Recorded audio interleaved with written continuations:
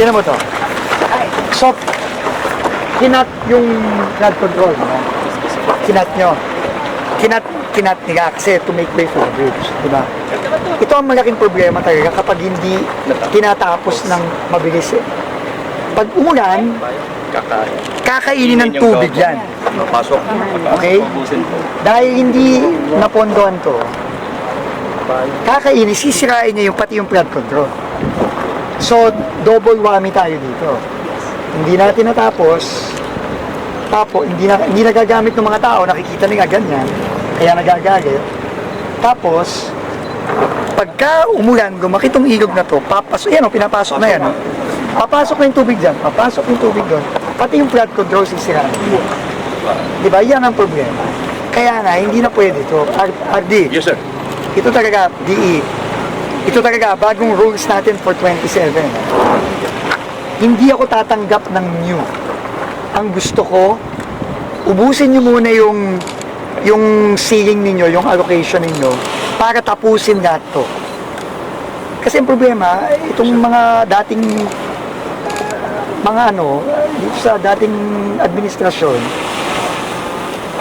hindi pa natatapos yung ongoing, gagawa na naman ng inyo. Mauubos yung ceiling nyo. Tingi-tingi kayo ngayon. Masisira ito. Tapos yung mga tao magagalit sa atin kasi nakikita nila, ano yan. Diba? So, baka bigyan niyo po kami na It's a big problem. deadline na pang-ubusan kasi nag-deadline na po yung 2027. Sino nag-deadline? Kailan? Kami na po. Kailan nag-deadline? Nagpa-deadline na po. Kailan ang deadline? Kailan ang deadline? Instruction naman ni Sir yan. No. I will give you instructions by next week.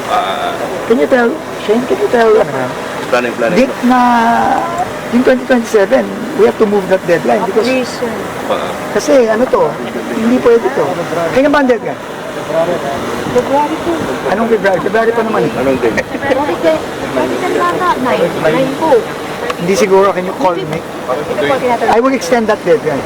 Di pwede kaming mag-amend, sir. No, you will have to amend it because ang kailangan, uunahin muna natin lahat ng unfinished. Kunyari, ito wag nyo nang problemahin to kasi may augmentation na tayo.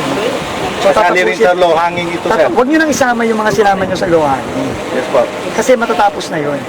Pero all the rest, kunyari may nakita ako RD yun sa San Nicolas, kailangan lakayan na natin yung pondo doon. Diba? And other unfinished. Wag nga naman po namin sa pero ini-stress po. Hindi, kaya nga. Yun na nga yung ipaprioritize ko. Diba, bago kayo mag-isip ng yun munang ganito na hindi pa tapos. Existing, tapusin. Diba, ito yung utos na ni Pangulo eh. Diba? Kasi all over the country to, hindi to dito. All over. Puro ganyan, puro ganito.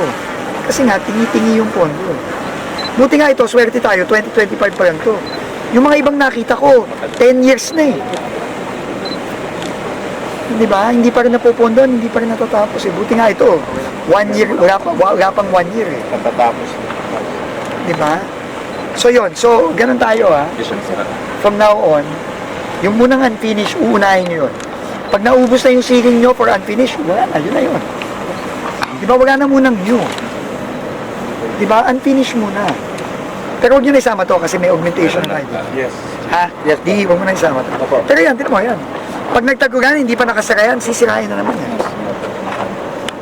Tapos magagastos na naman tayo. Diba? Sayang. Diba? Sayang ang pondo.